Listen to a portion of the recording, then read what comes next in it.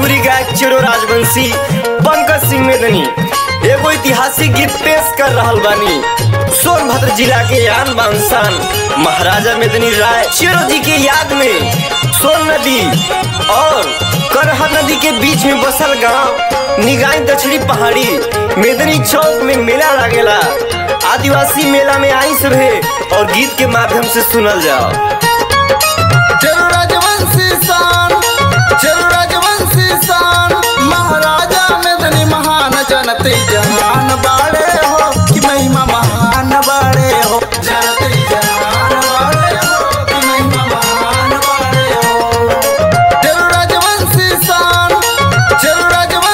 शान महाराजा मेदनी महान जनते जहान बाड़े हो कि महिमा महान बाड़े हो, जनते जहान बाड़े हो कि महिमा महान बाड़े हो।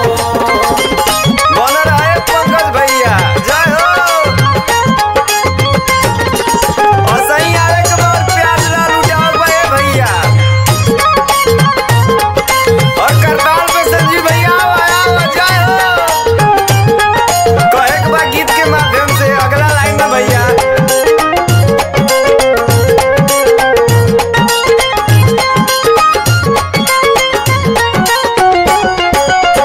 यूपी बिहार छत्तीसगढ़ झारखंड के लाल हो, जिनकर प्रजा हरदम रहे खुशहाल हो।